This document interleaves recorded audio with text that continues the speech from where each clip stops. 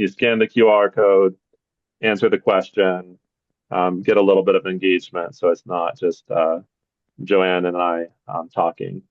But my piece of the presentation is going to be talking about the present conflict with Israel-Palestine, looking at events that started in 2023 and leading up to the present.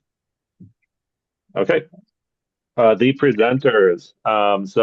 Myself, I'm Spence Bolin. I have a degree in international studies from Seattle University. I also have a background as an international humanitarian law instructor with the American Red Cross. And then Joanne, do you want to introduce yourself? Yeah, I'm a longtime educator at the high school and college level. And then that morphed into being a teacher trainer, and then became introduced to humanitarian law through the Red Cross on a program in Texas. And that got me hooked. It's a fascinating program. And it was a program that was created by the International Committee of the Red Cross, and it was internationally taught. So as we were learning together with teachers all over the world, which is really exciting. But we are, neither Spence nor I are officially operating as Red Cross volunteers tonight. And that partially that's because we have outside interests, and we want to feel free that we are not necessarily in keeping with the strict rules of neutrality. You might hear us coming from certain opinions of ourselves, and we reserve that right as presenters. We're talking as presenters, not as official representatives of the Red Cross. Yeah, and it says here that we're using Red Cross material, but actually that was kind of from the disclaimer from last or 2 weeks ago, our previous presentation. This week, there will be quotes from the International Society of the Red Cross, but there won't necessarily be their material in here. So yeah, we kind of an individual. A lot of points that we're not using Red Cross PowerPoint. Okay, so now we get to the fun part for me. So this is hopefully you did your homework. Which one of these are the fundamental principles of international humanitarian law? So if you're in the chat, I'm going to put a link in the chat for you to access this. If you're in the room, you can either scan that QR code in the corner, or you can go to menti.com, like it says at the top, and input that code. So there's multiple ways to participate. We have 9 people, counting me and Joanne, so 7 participants online. So I'm hoping to get at least 7 votes. Okay, I think we got 5. So I'm gonna reveal the answers, and you can, even though if you didn't join this time, you can still join in the future quizzes. You can scan the QR code or use the link. So let's reveal the right answers. Let's reveal the right answers. Okay, so yeah, kindness is not one of them. And we put a few of the principles of the Red Cross, Red Crescent Society, which would be neutrality, humanity, and voluntary service. That those are principles for the Red Cross, but they're not principles of international humanitarian law. So we'll look at what those principles are in a little bit more detail. Okay, so they use the term for both things. No, sorry. Okay. So yeah, so the first one, military necessity. And this is an opportunity, if anyone remembers from the last presentation, what these are, if you could either raise your hand physically or virtually, and just give us a quick, what do you remember about this principle? It helps us make it a little more interactive.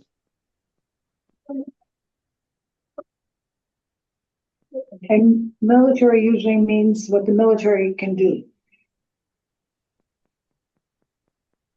No civilian targets. Exactly. Mm-hmm. Yeah, yeah. So military necessity, it means that there has to be a military objective that's being accomplished by carrying out that action, and it has to be something that's not prohibited by the other principles. So exactly, no civilian targets for the sake of targeting civilians, which takes us to our next one, distinction. Okay. Anyone want to speak about distinction? Do you remember what that means? Or even if just what's the difference between in the picture at the bottom, what's the difference between the people on the left and the people on the right? One writer in the military. Right? Yeah, exactly. You have They're to wearing distinguish uniforms. if you're taking part in action. And the obligation is to do that. If you don't do it, you're really breaking the rules. Mm-hmm. And what were you going to say, Willow? Yeah, it was just, yeah, that like the people that are taking part in the conflict always have to have like some way to distinguish themselves from civilians. Mm-hmm. Yeah. Let's see. And were you going to add anything, Bob?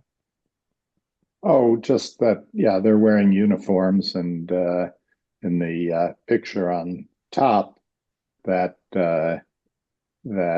trucks, which are not military trucks, can still be used for military purposes, and therefore are able to be engaged in a military operation.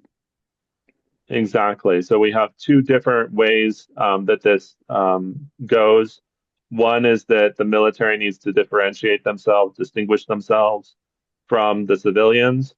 And the other is that when targeting, the targets need to be distinguished.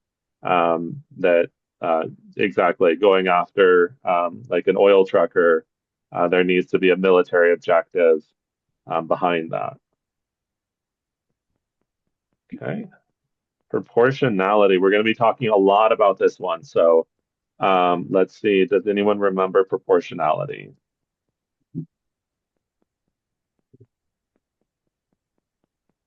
Willow? For like attacking, when they're doing attacks, it can't be like a bunch of casualties. When they do, like, let's say like a drone strike or something like that, there can't be a bunch of casualties when they're aiming at like a particular target. Okay. I'll respond to that one in just a second. I want to get other people to get a chance to contribute also on it. Yoshi? Proportionality, I think it's military versus civilians.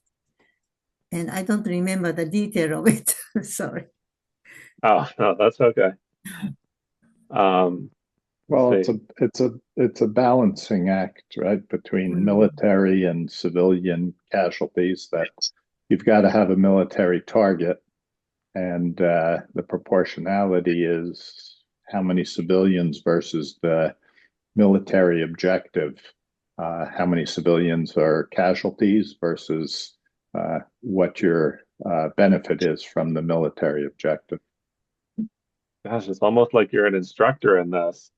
Almost. Yeah, that's better than I would have said it. So I think I'll leave it at Bob. Bob got it 100% right. That it's a balancing act.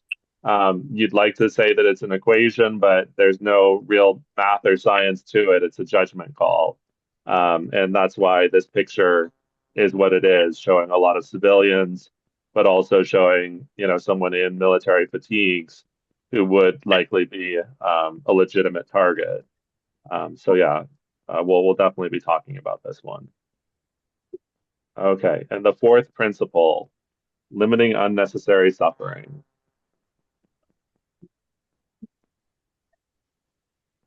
Did we have someone in the room? Types of weapons that are used. Yeah, exactly. Terrible gases. So chemical weapons, like mustard gas or something like that, it's just considered to be like unnecessarily cruel. Um, Lasers that blind combatants, things like that.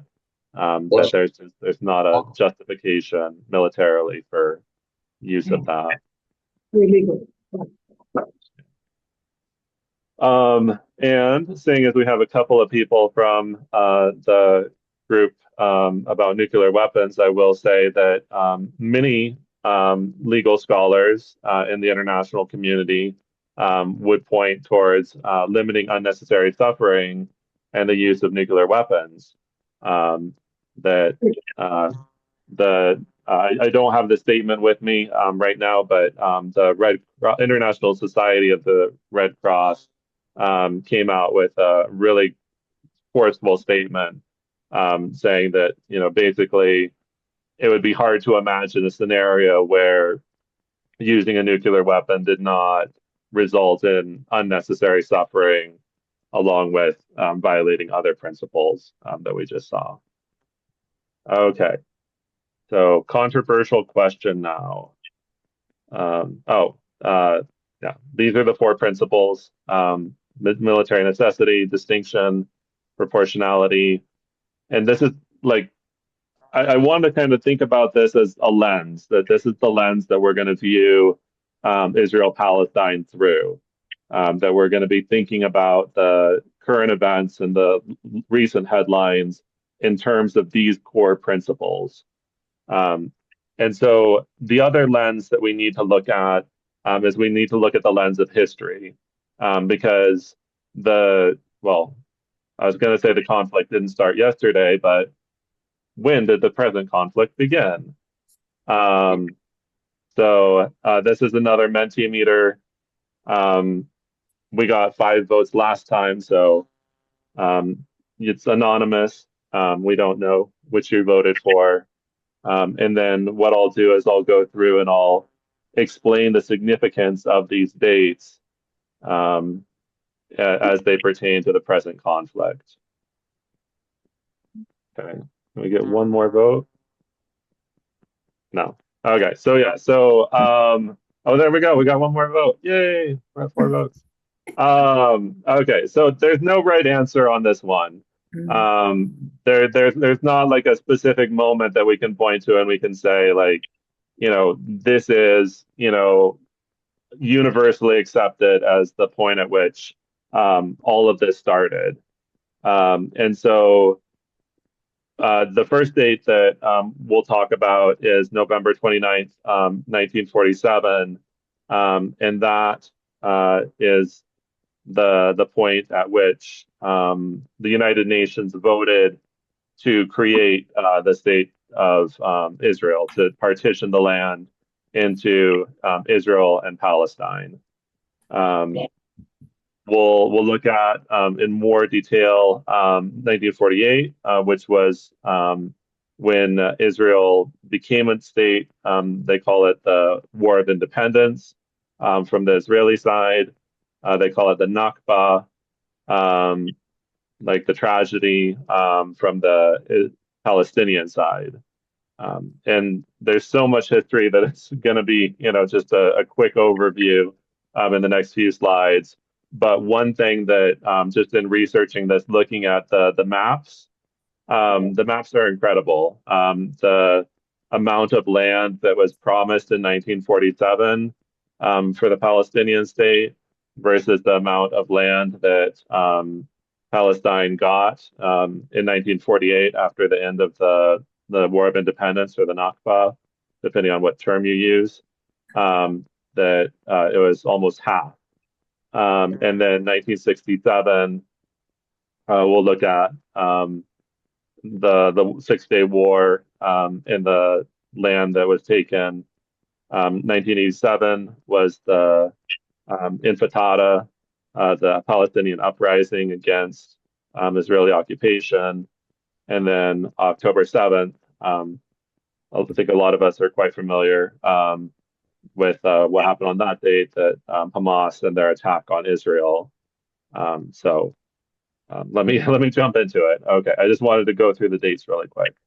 But the first one, the founding of the state of Israel, that obviously this is in the context of World War II, the Holocaust. It's also in the context of the end of the Ottoman Empire, British occupation, colonialism, a lot of different things happening all at once. And the United Nations, as one of their first actions, one of their first major actions, they partitioned the land into the states of Israel and Palestine.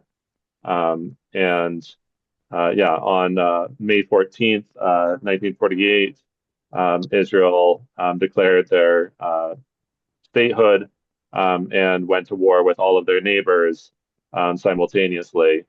And when they had finished the war and had won, they had more land than they had originally been granted by the United Nations. But typically, we don't talk about the 1947 borders. We talk about the pre-1967 borders. So leading up to 1967, there were established borders for the three areas that were to be Palestine, the Golan Heights, the West Bank, and the Gaza Strip. And you can see them on the map outlined. There was a war between Israel and its neighbors, between Syria, Jordan, Egypt, and Israel. And at the end, Israel occupied all of the territory, that they occupied the Golan Heights. They had military occupation of the West Bank, and they had full military control of the Gaza Strip. So this occupation, eventually they withdrew from the Gaza Strip.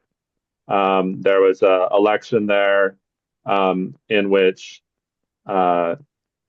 Hamas won the legislative election. And when they took power, Israel put a blockade saying that things like weapons and concrete and things that could be used as weapons like fuel were either limited or couldn't enter into Gaza. So all of this connects together, and all of this leads up to October 7th. So October 7th, it's the day that Hamas carried out its attacks against Israel. And I'll just go to the next slide really quick. Up for a moment. This is Jim Manista here. I think the way you tell the story before 47, you're leaving out a huge amount of back and forth battle that took place from the very beginning of the entrance of Jews into the north of Israel. There was a great deal of fighting. There's a great deal of resistance, and that's part of the reason why it became necessary for other nations to take an interest in this area. I certainly wouldn't want people to think it was posies and rosies up until then. Yeah, definitely. It is worth noting that there was a movement to have Jewish people move to the land that is now Israel, and there was resistance to that. That some of the people that already lived there didn't appreciate the people that were moving there, and so there was definitely conflict between Jews and Arabs leading up to the creation of the Israeli state. Okay. So this shows that almost 1,200 people were killed in the attacks on that day. What's interesting, and worth noting when we're talking about our lens is who was killed. And when we see, the vast majority were civilians, it indicates that there's a violation of distinction. And when we look at the places that were targeted, like music festivals are not military targets. And so just kind of thinking again about that lens of, how are we viewing this? And then the other element of distinction is the 251 Israeli and foreign hostages that under international law, taking hostages is explicitly prohibited, that just in and of its nature, it's a violation. And we can think back to those principles. If we're taking hostages, there's a difference between a prisoner of war, a soldier, and what we see here of people who are just at a music festival or children or people like that. So I think that it's definitely important to point out where things go wrong, but it's also important to understand how those four principles at the beginning shape our understanding of what went wrong. Okay. And okay, I want to pause and give just I know that I rushed through the history of Israel-Palestine in less than 10 minutes, so there are definitely things that I did not hit or cover, but I wanted to leave a minute or two if someone wanted to really quick jump in with anything else that they thought would be important to highlight. I think it's important to highlight that there were sure a lot of crimes against civilians by the Israelis that you wouldn't have called war, but made it so difficult for Palestinians to even exist before this, so that it's almost like it was it wasn't even an eye for an eye for tooth for all the people that Israel had killed before that, even though they didn't call it a war, and the way that they'd separated the nation and put up walls and made it impossible for people to live and survive. And that was Marty speaking, so we thank you. Okay, yeah, thank you, Marty. Yeah, and we'll great transition. Actually have a statement from the International Court of Justice speaking exactly to what you just described. So the International Court of Justice, also known as the World's Court, also known as the highest court in the world, has lots of names. So the question is, what treaty created the International Court of Justice? And we have everything from the Geneva Conventions in the mid 1800s to the Rome Statute in the 1990s. Okay, we got a tie. Does anyone want to break the tie? Tie-breaking vote. Okay, tie-breaking vote. So cool. So I'll reveal the answers, and you were all right. We fooled none of you. The Geneva Conventions, they created the Geneva Conventions, and also many of the foundational principles of the Red Cross Red Crescent movement. But it was the Hague Peace Conference that created the original International Court of Justice. And then after World War I, the Paris Peace Conference codified it further. But it was in 1945 that the United Nations Charter made it a part of the fabric of international law, that all nations that are a part of the United Nations, which,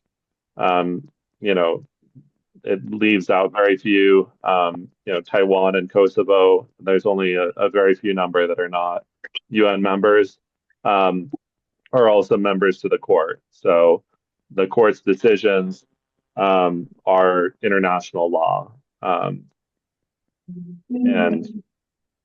enforceable by the Security Council. Okay. And then the Rome Statute created the International Criminal Court, which we'll see later, but wanted to have that one there just in case. Okay. So the International Court of Justice, the world's court, the highest court in the world, had a ruling on the operation in Rafah in southern Gaza that basically Israel was carrying out its military operations in Gaza.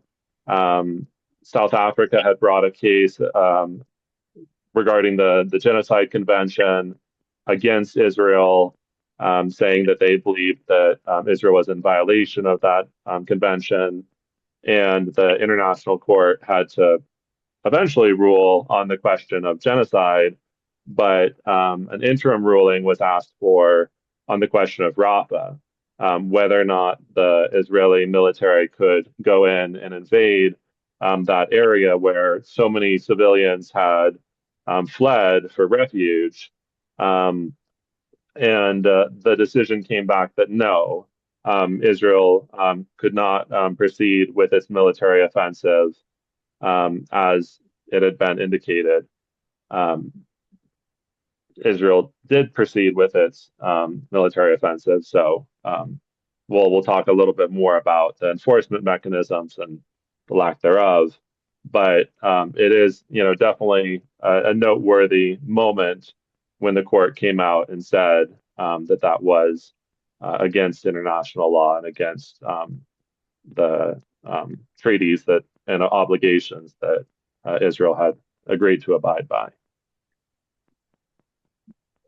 Okay, Marty brought up the treatment of Palestinians leading up to October 7th, 2023. And so I think that this is really important that we look at not just Gaza, but the entirety of what's happening in the region, what's happening in the West Bank. There's so much to it. But with the International Criminal Court, the International Court of Justice came out with an advisory opinion stating that the occupation was unlawful. And I think it's really interesting to note that the United States, when the United States talks about the settlements, they apparently use the word illegitimate rather than unlawful or illegal. So there's, this like semantics and word games that governments play to avoid having to abide by the rules, the international guidelines. And yeah, I mean, I watched a half an hour episode of a documentary just talking about settlers in the West Bank in the last, 9 months. So we could talk about that for a half an hour if we wanted, but we need to talk about Gaza also. And this was the International Committee of the Red Cross in 2010, essentially condemning the siege that had been put in place on the population in Gaza.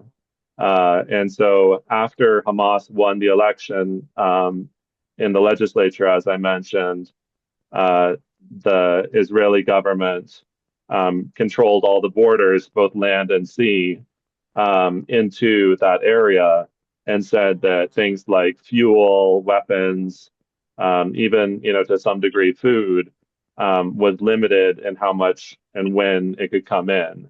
And the International Committee of the Red Cross said that was a clear violation of Israel's obligations under international humanitarian law.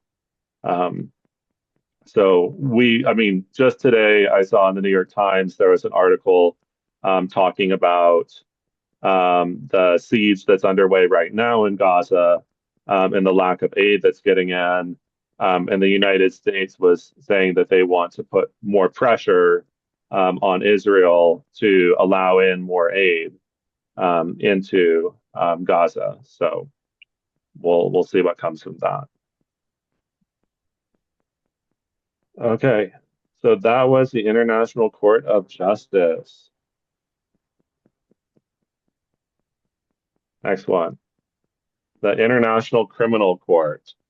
The International Criminal Court, the way to think about the distinction between the two is the International Court of Justice is for cases involving countries. So between South Africa and Israel, between Nicaragua and the United States. The International Criminal Court, that this is for people. And so all of these people that are listed here, these aren't people that I chose. These are people that ICC chose. That all of these people stand accused of war crimes regarding the current conflict in Gaza. So again, the votes are anonymous if you want to vote. It's just, to what degree do you agree? Either strongly disagree or strongly agree. The positions are listed. Benjamin Netanyahu is the Prime Minister of Israel. Yoav Gallant is the Defense Minister of Israel. And then we also have, perhaps less well known, some of the leadership within Hamas.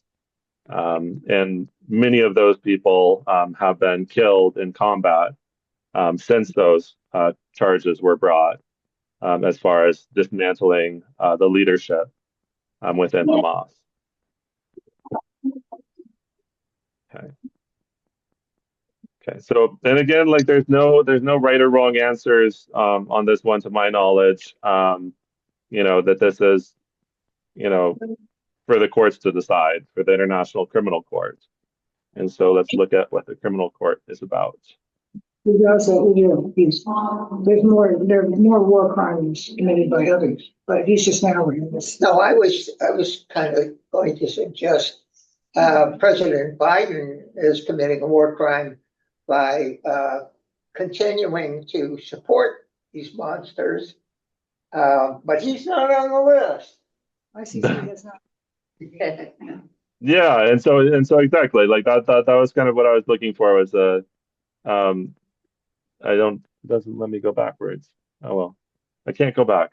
I can only go forward. But yeah, the list was the people that the International Criminal Court had specifically brought charges against. So that's a determination that the court makes. We as private individuals, obviously, we have our own opinions. National governments have their opinions. But there was an opinion from the United Nations, from, I believe it's the Office on Human Rights, that said that companies and governments that were supporting war crimes through sales of weapons could potentially be tried for being essentially complicit in what was happening. So there have been statements from organizations within the United Nations and people like the Special Rapporteur that have said things that kind of echo what you're talking about with your comments about political figures within the United States. Exactly. Okay. So this is from Karim Khan, the ICC prosecutor, that he says that no one can act with impunity. So with the charges, and this is obviously focused in on just one specific region in the world, but Vladimir Putin in Russia has also been charged with war crimes for his actions in Ukraine, and wherever he goes in the world, he's at risk of being arrested and extradited to The Hague for trial. Hasn't happened yet, but could. Okay. I think it's definitely important that we mention the death toll in Gaza, that it's not, a few people, it's not a thousand, it's, not even 40,000, it's surpassed that number. And that was back in August that we surpassed the number of 40,000. So that was the International Criminal Court. And yeah, okay. I was just checking that we have time. It's a lot of material to cover in a short amount of time, but we are going to move from Gaza to Lebanon. So the question on the screen, detonating explosive-laden pagers would be a violation of what principle of international humanitarian law? So I mentioned at the beginning, we're viewing this through the lens of history. What are the events that have led us up to today, October 15th, 2024? But we're also looking at this through the lens of international humanitarian law. And so I have the four. There's no trick one. Kindness is not on the list. But these are the actual four principles of IHL. The question is, what principle would be violated in a situation like what happened? Everybody got it right. And Joanne and I had a little bit of a back and forth on this one because you could look at it different ways, different angles, but really all of the principles are violated by something like this. If I were presenting as a member of the American Red Cross, I would have to couch that in different language. But as a private individual, I think that I can, more clearly say that that is my opinion, that it violates all four principles. I can also say that the United Nations High Commission on Human Rights has explicitly stated that this is a violation of human rights. So we can see that there's a lack of distinction, that civilians are hearing the pager go off, there's civilians nearby. It's a lack of proportionality, that there's not that clear military objective, and the limiting of unnecessary suffering. That when we think about the number of people that suffered eye injuries, blinding, things like that, it's just cruel. So that is the pager incident, and then the other piece is that there is more to international humanitarian law than just, does it violate proportionality? There's specific tests that we look at, or specific crimes that are committed. In the case of what the ICJ is looking at with the case brought by South Africa, they're looking at the crime of genocide. In the case of what the UN High Commission for Human Rights is talking about in this incident, one of the things is they are mentioning booby traps, that it's explicitly mentioned in international law that the use of booby traps is prohibited, using a harmless looking object to carry out a deadly attack. And so with that, I give you the Lebanon pager explosion. I'll pass it back to Joanne. And thank you for bearing with me as we sprinted through all sorts of material and all sorts of history. And I know that there's a lot more depth to be seen. And I think that Joanne will help with seeing some of that depth in her part of the presentation. Do we have any comments or questions or reactions that people want to make at this time?